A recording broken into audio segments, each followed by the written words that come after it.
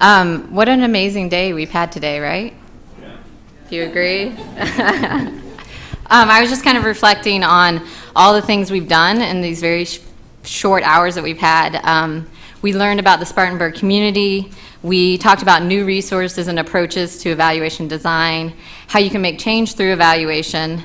We started sharing strategies around designing evaluation and talking about all the complexities and challenges that go into that and how you really truly engage communities. And for me, I felt we learned a lot about the power of participatory processes and how that can make change, and really the power of partnerships and relationships. And another thing that was important today is that I felt like we began to form a community here. And so that's a lot, right, that we got through. And so the question is now, we've gotten through a lot today, so what do we do from this? How do we take our ideas and change them into action and take what we've learned today and apply them to our work? So that's what this session is focused on, is really using evaluations, taking what we've learned to make evaluation meaningful, and reflecting on what we've learned and looking into the future. And I have like a tiny story to share before we get started. I was very nervous about doing this today, which is why I said yes. And I also am a rule follower, and Lee gave me this extensive set of notes, and in it she wrote, "Be funny," which is kind of hard to do. So I did what I do best. I Googled it, and I looked up jokes about evaluation. So, but I was very confused because what came back were all these jokes about evolution and pictures and images of cartoons about evolution. And then I remembered I'm a terrible speller, and I had actually written jokes about evaluation. So I had combined evaluation and evolution into one word, but I actually think is kind of appropriate for this panel, because it's talking about how we evolve evaluation to make it meaningful, and then also how we use evaluation to evolve systems and people and behaviors and communities. So that's kind of, I just thought I'd throw that out there.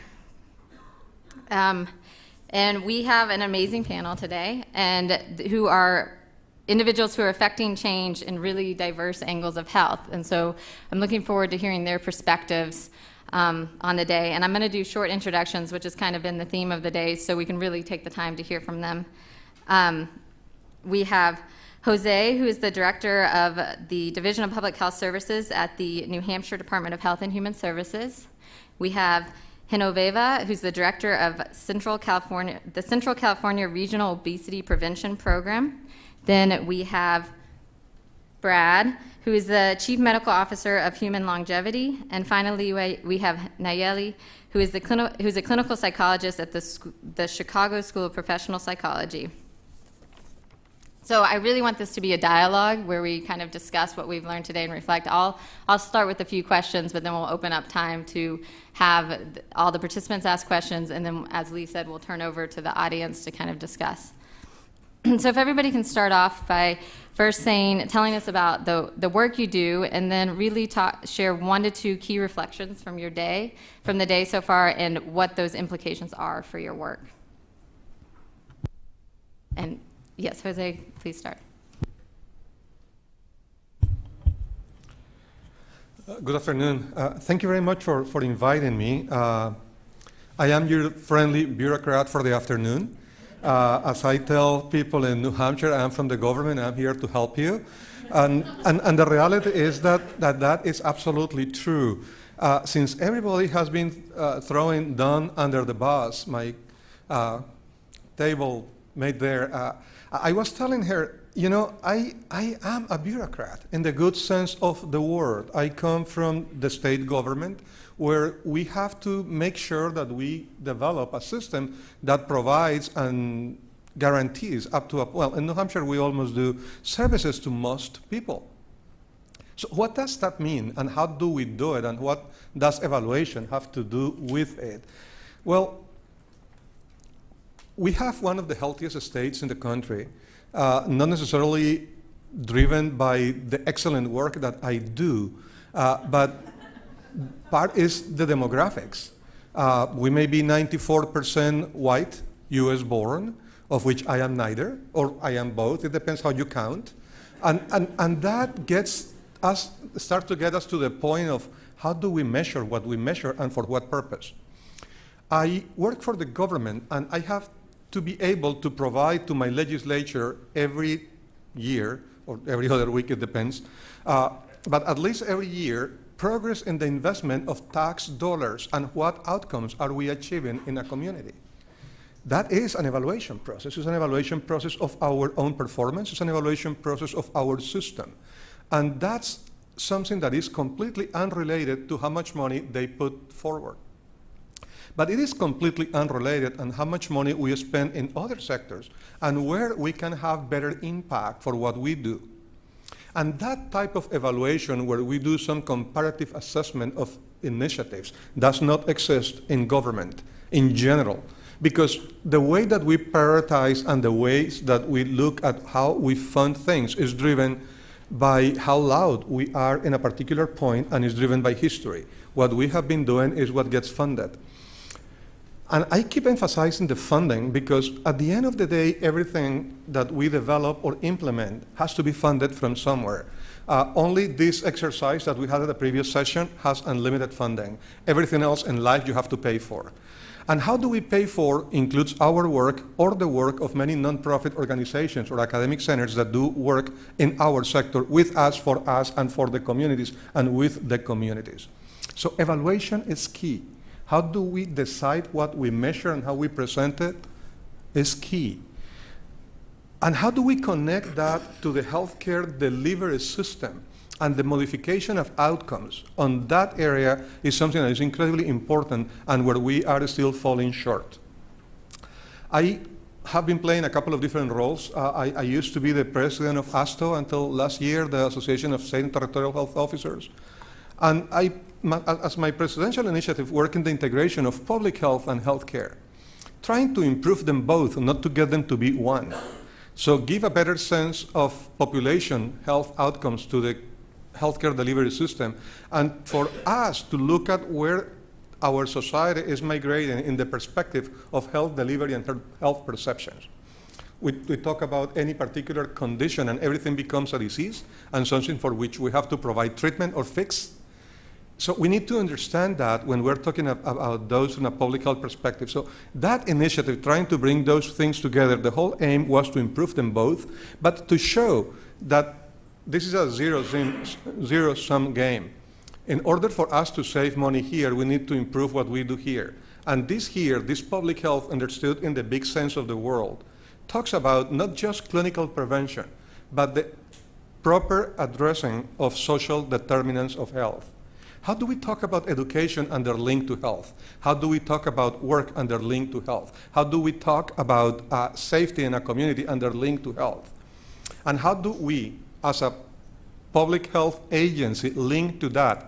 Not make that happen. That's not my job. I need to link to that, give that a level of visibility that, because the clinicians and the public health sector system allows to help that to be risen and engage the communities to that. But I cannot make those transformations. But how do we move money from one system to the other to get there?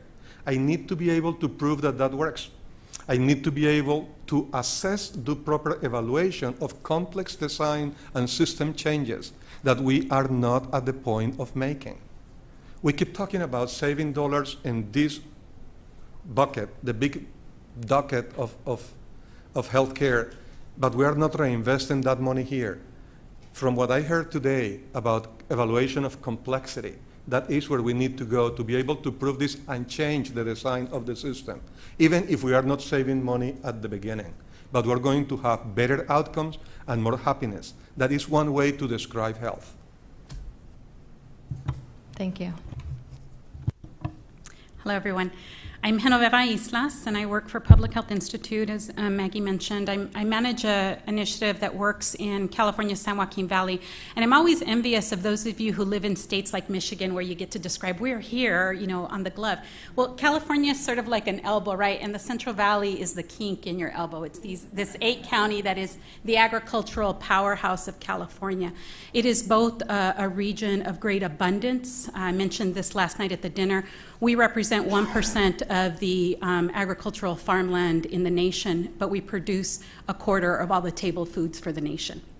So in this mass development of agriculture, there is this huge disparity when you think about the fact that many of the farm laborers who are picking those fruits and vegetables cannot afford to get those fruits and vegetables on their table, right? It is very much a plantation exploitive system that needs to be uncovered and revealed, and in how it contributes to the health disparities that are manifested in the region. So just to give you a little bit more context, I am a child of farm laborers. I began at the age of 12 years old to work in farm labor. I'll tell you more about that later. But it does give me a specific lens and a view in terms of the issues that are happening in my community. CROP was designed because of the really prevalence of chronic diseases that were manifesting itself, in particular diabetes.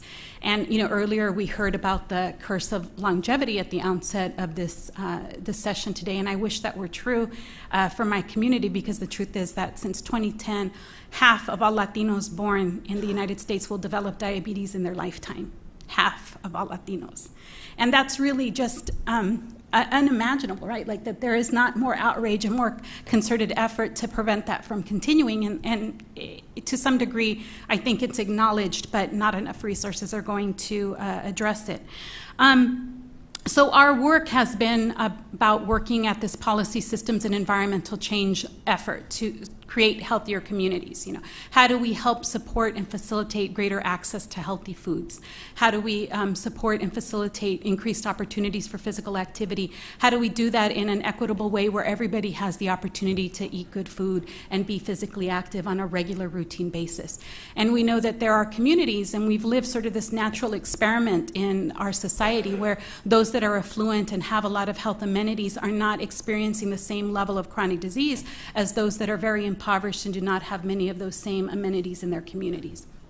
And so certainly that has played out true for California's farm workers. Some of the things that we've done have been things where we have changed policies, we've changed systems, we've changed environments, bringing in farmers markets or establishing community gardens, unlocking school gates so that there is green space for people to be physically active, helping to educate our community about how to become active in decision making, such as general plan updates where they have an opportunity to ensconce their desires for a healthier community, you know, and see that come to fruition through a full service grocery store or a park that has soccer and fields for children to play. Our evaluators were external evaluators. I don't know how many of you know Sarah Samuels, the Samuels Center in California, very prominent organization. They really documented for us all of these evidences of change. I think where we have had less evaluation has been on the impact of those changes, and something that I think is a growth that needs to happen. So when we do unlock that gate, what does that mean in terms of the number of children now that have greater physical activity opportunities? So I want to call that out. But I think in reflecting about today, there's a few things about evaluation that I haven't heard that I want to put out. So one is evaluation as a driver. You know, evaluation dedicates for a lot of people. I know there was some comment to the contrary, but for funders, it is being looked at in terms of where we want to invest future funding. At a government level, I think evaluation plays the same role in terms of how we're shaping projects. I think the recent REACH and PITCH and previous to that community transformation grants and CPPW before that were all projects that built upon evidence of the successes from the previous time. And what that does is that it shapes the interventions that are allowable in community, right? You can do X, Y, and Z, but you can't do anything outside of that. And so there is a lot of power in driving the interventions that can happen in community. And when I think about what communities value in my community, it are interventions that level the playing field, interventions that allow us to achieve equity. And so I want us to think about equity as an evaluation tool, equity as a process of inclusion, right? We heard earlier about including people early on in the decision making and how that's powerful and needed and necessary. So if you are someone who is impoverished farm worker who knows that you have to travel 45 minutes to do your grocery shopping, that information is necessary for the group trying to do something about that to understand and hear. I want us to think about equity in terms of the strategic focus of interventions, right? That we really do have to target the most vulnerable and figure out how we can affect change with them. And so looking at who is experiencing those burdens is very powerful in driving the locations of where interventions need to take place. And then obviously I want us to think about equity and equity measures as outcomes. And I think we've heard more about that, but two specific measures that I think are underplayed are outcomes in terms of power and outcomes in terms of resources. And so civic engagement, civic participation, employment opportunities that result. My question earlier, for those of you that heard, I wasn't necessarily asking about sort of a workforce development for evaluation. I was asking about when we are engaging community residents in our evaluation processes, how do we get money on the ground to them? Is it stipends for their participation? Is it, skill building that they can later write on their resume that creates an advantage in their application for college or application for further employment? All of those things for vulnerable community members are incredibly valuable, and you should think about those type of assets that you can leave on the ground in the communities that you're working with. And then quickly, just to go to a few more, evaluation as a catalyst. It has been very empowering and a way to build disgruntlement, quite honestly, among our community by helping them be part of the assessment processes. When you allow mothers to see that children in a certain area of town have greater access to nutrition foods than the children in their own children in the impoverished schools that they attend, there is no quicker way to get to action, right? So evaluation as a catalyst. I want us to be mindful of evaluation as exclusionary. And, again, my comment is that when we are not translating information, translating in terms of making it literal, the literacy level available to community residents, but also just the language translation. We've seen this happen all too often. Evaluation comes in, really great results. No one in the community or the community that is not English speaking understands the results, right? So we need to be purposeful in being able to get that on the ground to them as well. And then, and I think those are the basic comments that I wanted to present in terms of us thinking about evaluation differently.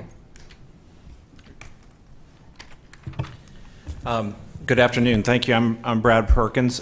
Just to give you a little bit more background, I was the Chief Strategy and Innovation Officer at CDC for a number of years and left there and went to a for-profit healthcare system that I tried to take from a fee-for-service business model to a fee-for-value business model. And I'll come back to that in a second. I'm currently at a biotechnology company that's trying to scale genomics. And I think actually that's going to have a dramatic impact on health going forward. A couple of quick messages that I wanted to convey, and I thought we could use a little bit more, a deep dive in some of these areas. Is to encourage everybody to use newly available multidisciplinary science that's available.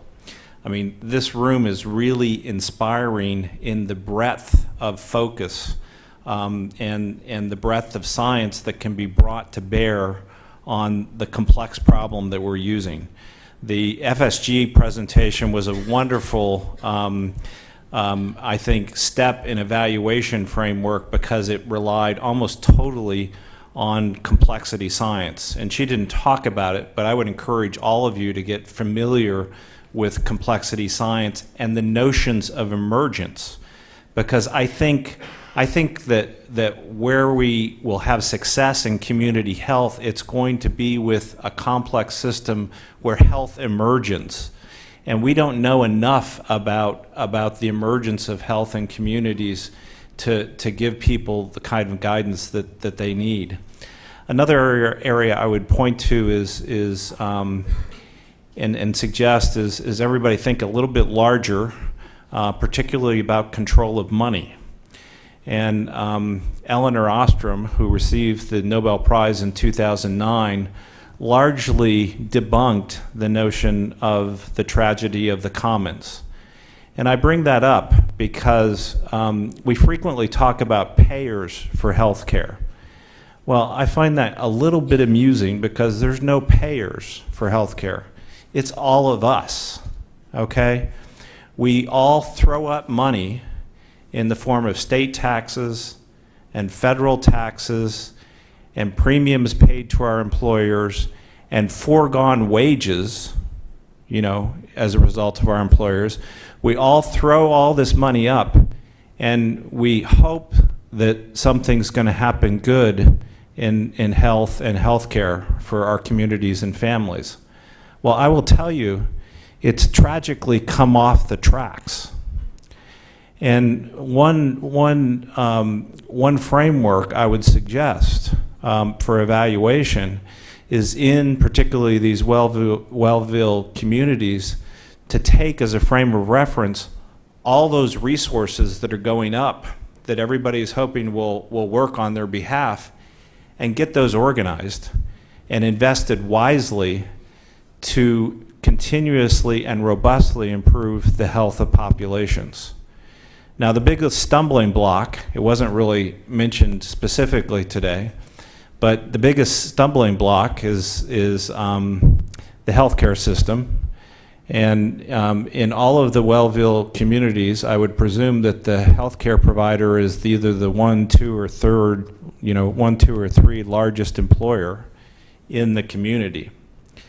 So they absolutely have to be on board to create health in communities. And it's more than just community benefit, as Renee mentioned. It's really about changing the business model, okay?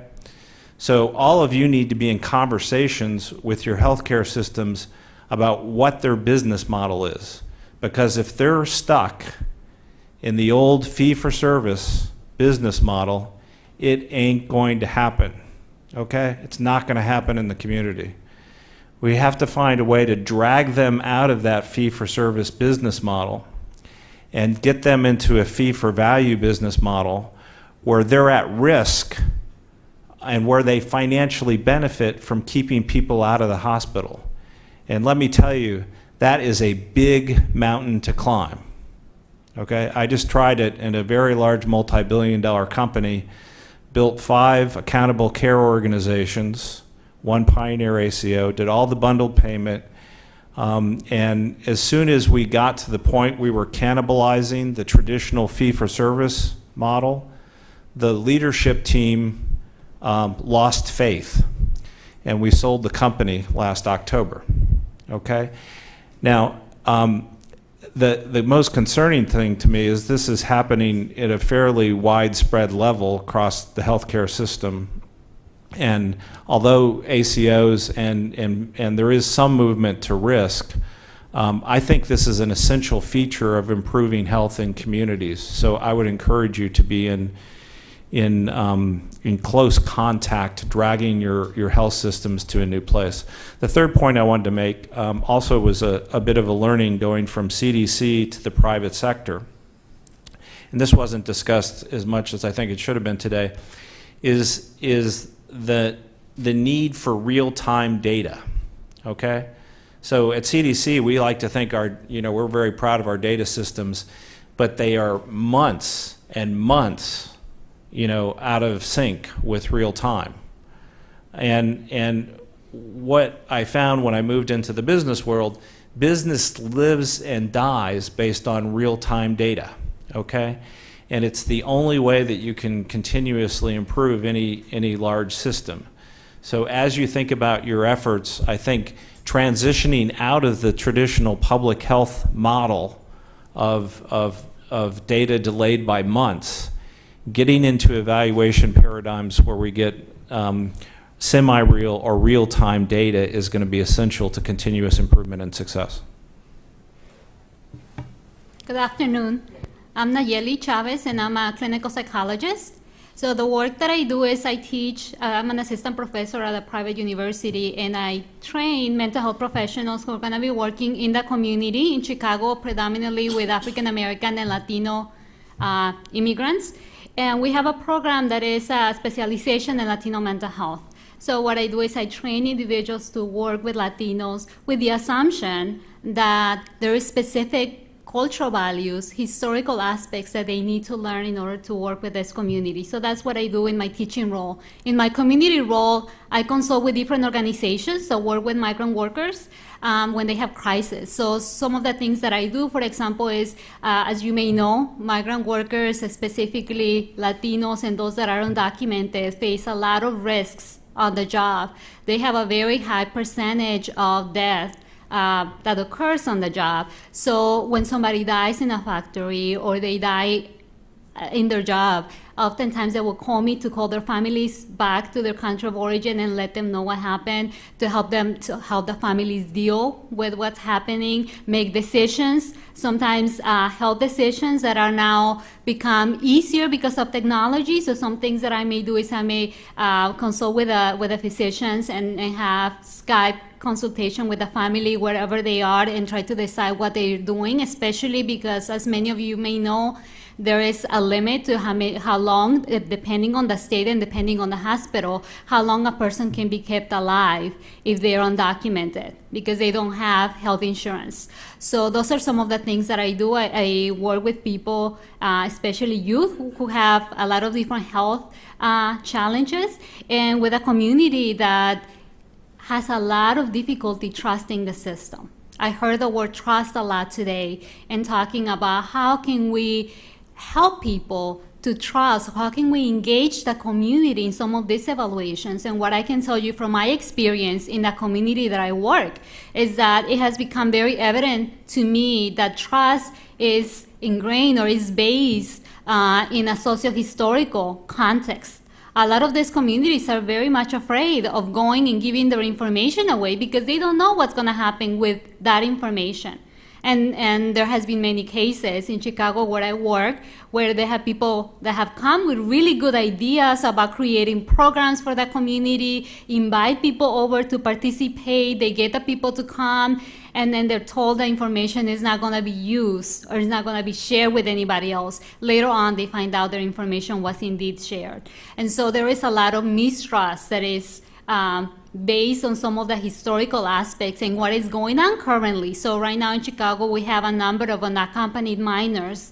I don't know if you've heard about the children that are coming from Central America that are arriving in the border. Many of those children are being sent to Chicago, and there is a lot of community members that want the children to be there and are welcoming to the children, but there is a lot of other community members that don't want the children to be here because of their legal status. And so when we think about the community in particular that I represent, I'm often reminded that the trust is something that we need to spend a lot of time gaining.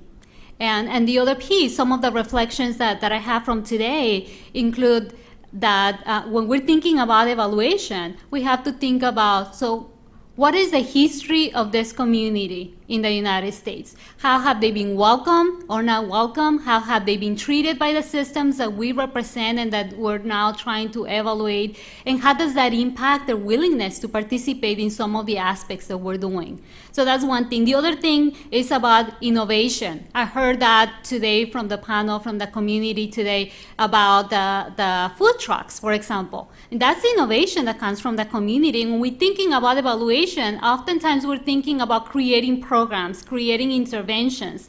But as I work with the community, I see a lot of strengths in the community. So in thinking of evaluation, I also would like to start hearing and thinking and talking about how can we evaluate what's already working? What are the strengths of the community that we can actually begin to measure and see what's helping and not helping? In the Latino community, for example, there is a lot of traditional healing that goes on because a lot of undocumented immigrants do not have access to health insurance. Oftentimes, they go a different route and they go to traditional healers.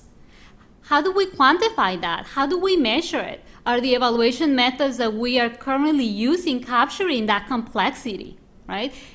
some of those healers, they have different names and different specialties. They're nowhere in the books, right? So how do we know and understand how to navigate that and connect some of our clients or the people that we work with, the community, to those resources?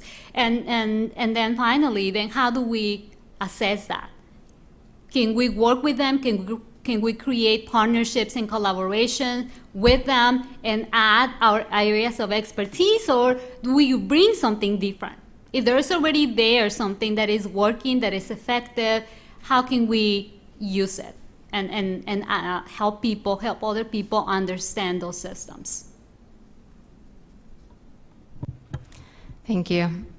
So we packed a lot into this day, and we're getting close to the end of our time. So I do want to turn to Spartanburg to get some of the reflections, but I want to thank all of our panelists for sharing with us the power of evaluation, how evaluation can be used as a catalyst, and really what to consider when in designing evaluations for change. So this last part, we're going to turn to Spartanburg for their reflections, and then we'll open it up to the whole audience to either ask questions of our panelists or share their reflections on the day.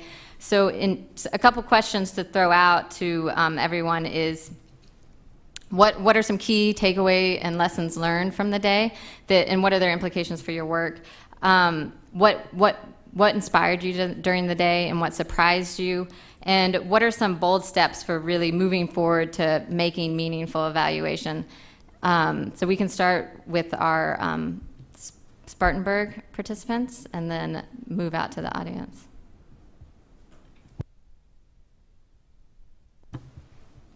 And anyone can start. Well, I just think that, Tony Thomas, Spartanburg. I think what I learned today is that it's important for us as navigators and everything, and whatever we're trying to do in our communities, is to communicate and to share that data with other partners so that we're effective in helping our communities. I'm overwhelmed a little bit about certain things we've discussed today concerning the issues. Ms. Chavez, you mentioned that. I wasn't aware that if you're an undocumented immigrant that you're only allowed to be on life support for a certain amount of time. I mean, I think that goes against what we as humanity should be all about. And I know now in our city that it used to be where if you needed to see a doctor, you could see him. If you need a hospital, you can. But they're finding reasons now to turn people around and to push people out. So I'm hoping that this whole conversation is going to lead to us finding ways. We're leaders in our community, we're leaders in this nation, and I'm hoping that this forum will allow us an opportunity to come together. Some of you, I'll be talking to you in the future, so we can find better solutions to the problems that we face in our communities, because this is America, and this is a place where this is our opportunity to change a lot of things that we see wrong. And we have to be the leaders to do that. So I hope that each and every one of us take away from this something that we can take back to our communities and make a difference. I mean, a meaningful, substantial difference. Can I add something? I thank you for saying that, and I also wanted to thank Genoveva for sharing that she was a child worker. I was also a child worker, started working when I was 5, and I say that to say it's very important to have different perspectives. Diversity in perspectives, diversity in disciplines, diversity in communities, because oftentimes we live in the same country, but we do not know that there is a completely different world just around the corner. So thank you for your comment. Mitch Kennedy, City of Spartanburg. Oftentimes I think when you go through these processes, you're not thinking of in the inclusion of the people kind of at the grassroots level in the kind of evaluation process. So this was a big takeaway for me in the value of individuals that are directly affected being a part of the evaluation piece. I think that was a critical kind of a opening piece for me, because oftentimes you make assumptions the level of understanding that might be there, and oftentimes us in the government realm, in the healthcare realm, in the nonprofit, we want to get there tomorrow, and sometimes we have to take a step back to really educate and inform those so they can also sit at the table and be informed about what is out there and what's happening. This is Kathleen from Spartanburg. I'd like to thank my table today and my table last night for really stretching my thoughts about evaluation. I do evaluation for a living, and it's so refreshing to see people who are really interested in it, because most people really aren't. But it's a really good reminder too, you know, to have evaluation and evaluative methods sort of bubble up from the community, and to think beyond those gold standards, those infant mortality measures, that sort of thing, and sort of embrace other measures of community health, those things that might have been intervening or nuisance variables that actually might have very, very good quality to them. So thank you, and thank you so much for allowing us to be here as a community.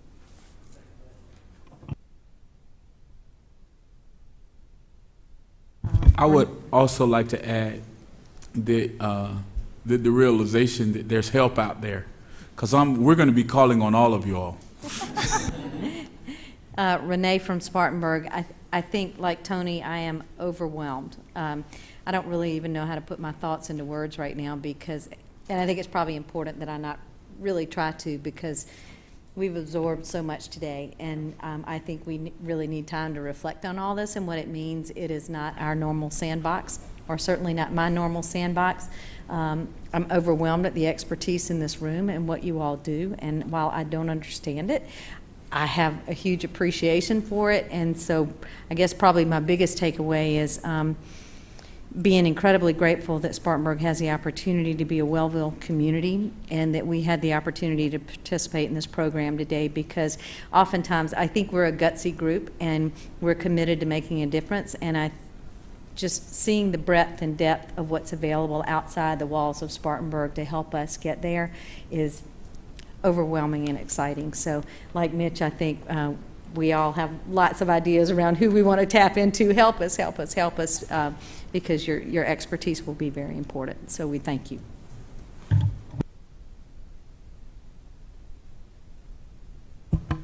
I second that. I'm overwhelmed myself, and I do appreciate the experience, and I'm honored, even though we was all kind of invited, you know, very last minute, but I think they did choose, you know, a great group of people from what I've experienced in terms of getting to know even the Spartanburg group, you know, as I came down here in Washington. So just to see where, you know, where I came from, where I am now, like I said, I'm just overwhelmed and overjoyed to even be in this, you know, this room with people who's from different backgrounds and from different states, and to, you know, just pick everybody's brain, especially our activities earlier, and just, of course, see where everybody's coming from, and honestly seeing the comparison of how we all think in terms of, you know, the different communities.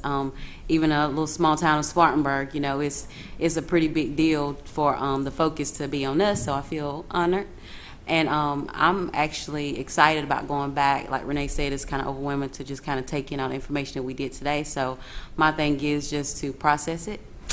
When I go to sleep at night, hopefully I dream about it, but wake up in the morning and, you know, again, just kind of really think this through, and what I play a part in this particular project. And it's well over me and what even I do just as far as teenage pregnancy prevention. Is so much more than that. And so, again, I thank y'all, and I look forward to working with y'all in the future.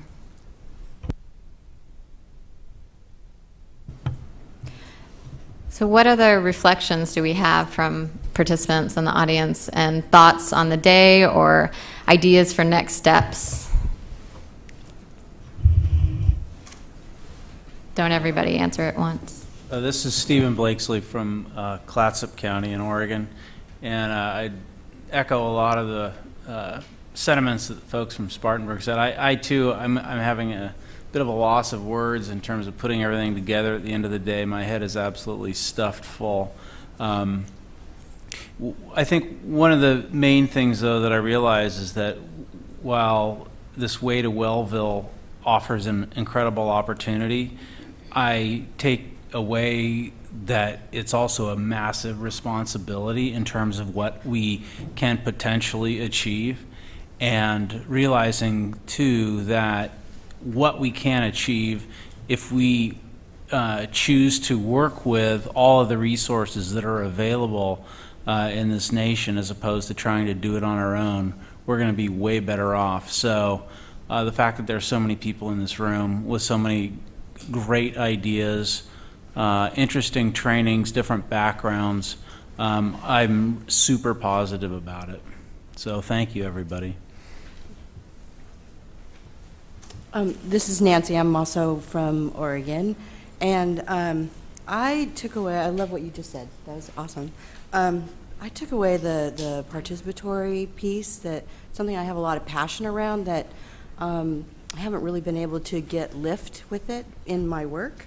And now I have a name for it, also complexity science, which I'm really excited about, because I get that, but I'm in the early stages of like, how do I bring that to everyone, you know, in the communities that we serve. So, and then relationship building, how important it is, and just a confirmation of that.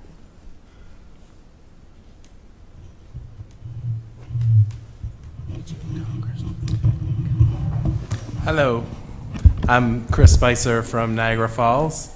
I told everybody before that I'm a data geek, and it's so true. And I have met the coolest people that I could possibly imagine meeting at something like this. This is supposed to be boring, and I've got chills by some of the conversations that I've had today. So first of all, I want to say that it's just really awe-inspiring, the things that we can really do.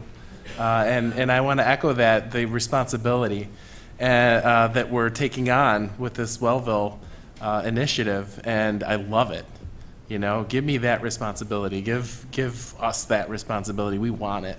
You know, we want to grab this and run with it. So, and I can't wait. I think, you know, is this the first of many meetings? Can you all be my new friends? So, thank you. Hi, I'm sorry. I'm Kimberly Sims. I'm with the Greater Muskegon. We're part of the Wellville 5 as well. I want to echo what everyone has said, because I'm actually quite overwhelmed and wish I had more time to meet more people.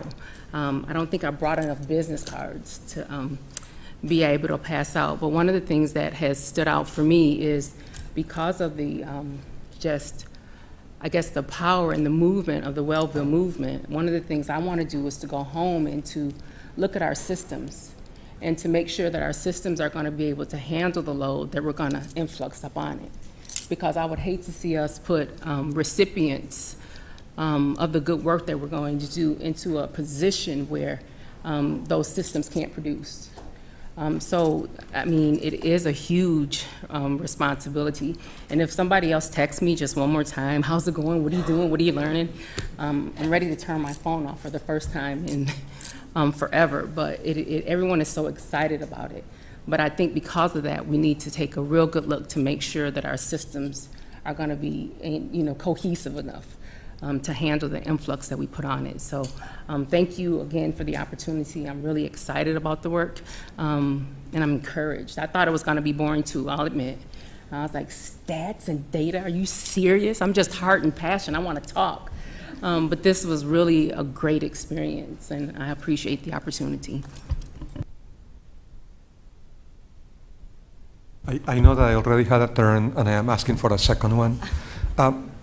Something that struck me today is how much stuff is going on, that I don't think that it's possible for anybody to really know all the stuff that is going on.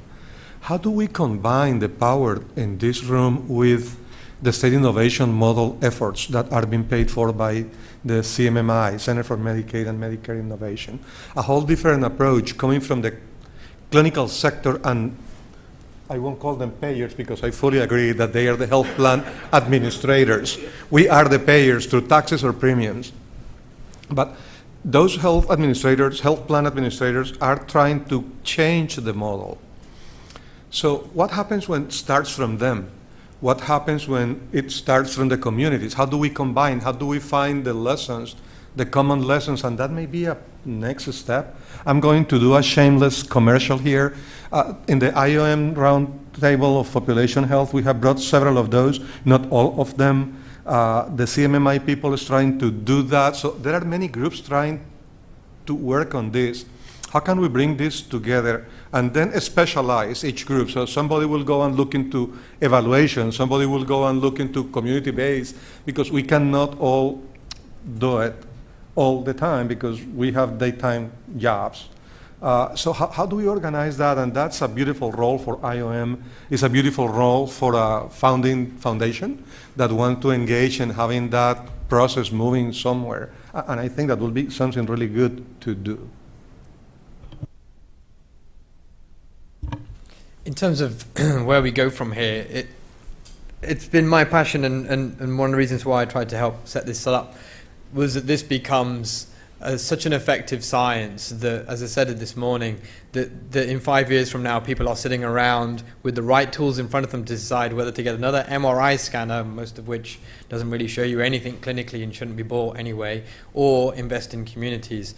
And I think that we're only going to get that if we take real-world examples, which the Wellville 5 have provided, but also find other examples and start working out how do we mature the evaluative techniques that we have, so that it isn't, this is great, and some of us have found our people, as it were, but we need to take it out of this room. We need to make this as kind of standard language. We need to find a way that this becomes very credible and at the table. So for me, what's next is about getting deeper into trying to understand what are the initiatives out there, how do we make them, how do we give them the credibility, and how do we put them on a sure footing for the future? Otherwise, I think community health will only ever be invested in through philanthropic money and through corporate social responsibility money, and I think that limits its potential. So there's a real need to take it out of that financial space and bring it into the mainstream. I wanted to ask a question, or a question/comment. Something I've heard very little about sits in the world of the early stages of organic processes of this emergent property, and I wanted someone randomly to speak to the process and this art and science of readiness.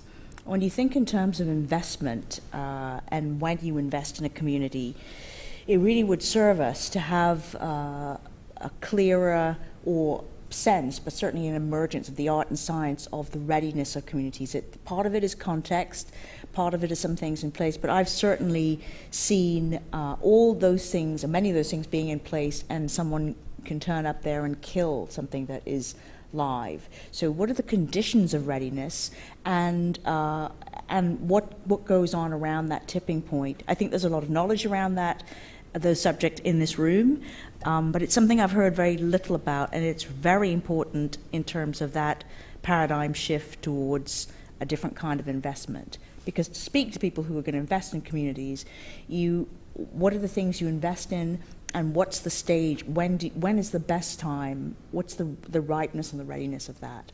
And some of it is going on in the Wellville conversations.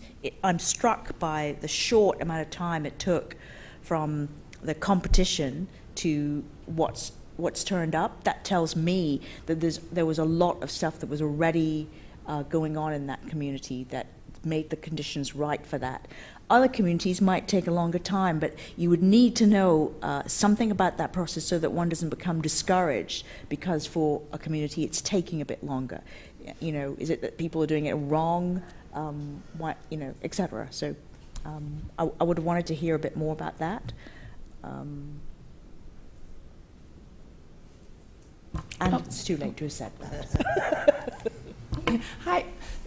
This does not relate to evaluation, but it was probably the most powerful thing that happened to me today. I sat next to Darla, who grew up 5 blocks from me in Denver, and we even went to some of the same schools for different parts of our education. So that was really fun. But what really was striking was the different experience that we had, even in that very small distance and sort of same institutions. So I just wanted to share that. I hope that was okay.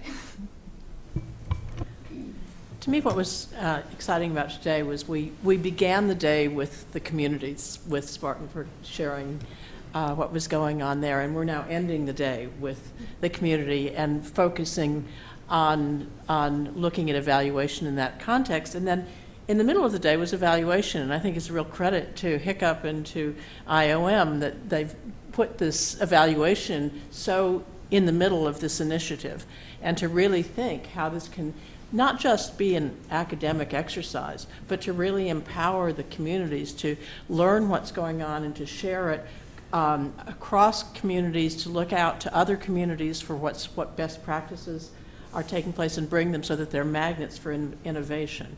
So to me, this is a really innovative and exciting way to start this entire activity. And perhaps we will invent a new science of how to do this. Thank you. Thank you. So we're coming close to our time, so maybe one or two more comments, and then I'll let Lee close. Is that? Okay, so, yes. Yeah. Hi, I know I'm pretty tapped also, so I would raise a challenge. It's interesting, sitting in these meetings, and I sit in a lot of these meetings, and I only say that to say that what always strikes me is how the disconnect between all the people, not only in the health area, but to add to the complexity, every area of social problem solving, whatever you name it, I don't care what it is, whether it be safety or whatever, is going through the same issues, and there's a lot of stuff out there. And where my level of complexity, the other stuff I kind of swim in easily, but what I can figure is how do you connect those dots? Because there's a wealth of information on the questions. There's people that worked on readiness. There's people that worked on that. They may be in the prevention area, but there are people in housing and community development. When we go outside and we go back to our communities, we understand that the social determinants are a broad range of factors, and like you said, in Spartanburg, you have business, you have the schools, you have that. But when we come to these meetings, it's just the health people talking to each other, with some occasional visitors from the health administration or business or something like that, some refugees. But it really isn't, so I look at the cross to the IOM, folks at IOM and stuff like that, but who can convene that cross pollination? Because, you folks are not alone in this struggle. Your questions are not unique.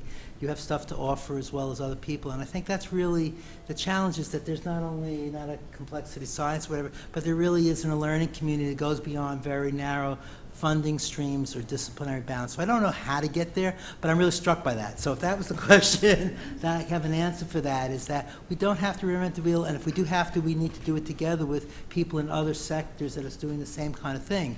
I agree with Jose. I just think about what Jose was saying about that, of learning. You're just talking about going within CDC and HHS infrastructure. But that's just the tip of the iceberg when it comes to who's working on that. And all know that in your community there are other collaboratives going on right now, that both public and private funds are doing that. And I think the challenge is, how do we bring that synergy together? Because when I said powerful interventions, part of the reason we're not getting it is that we're all tied to the funding cycles that our panelists talk to, and not into what makes most sense. So it would be great if somebody could figure that one out. Yes, please. So Esther, again, this is not like the final word or the thank you, but I do want to say thank you to everybody who came here. Really not on behalf of us. I want to say thank you from us, especially to the Hiccup communities, or the Way to Wellville communities. You may think you should be grateful, but actually you're going to be helping the other communities. We tried to make that slightly clear, but this is very much, we want you to lead the way, but we want you to be sure that you do it in a way that other people can follow, because you're just some small subset. You're an amazing subset. We picked you. You know how horrible the process was. I mean, we hope you had fun, but it was tortuous. The whole point of this is to learn something and share it. And we're so grateful to you, to everybody in this room, for helping us to begin this process. I think on that, we will close. I'll turn it over to Lee for our closing. Sure. I just do you have a comment, Megan? I know we both like Wendell Berry, so I don't want to let you slip. No. I wasn't going to quote Wendell Berry, but that would have been a better closing comment. I guess my question or comment was just going to be that it felt like we started this morning saying that 80% of what we think of as health comes from the community. And then we spent a lot of the rest of the day talking about methodology for how we measure that within these communities. And I know methodology can kind of be overwhelming in its own right.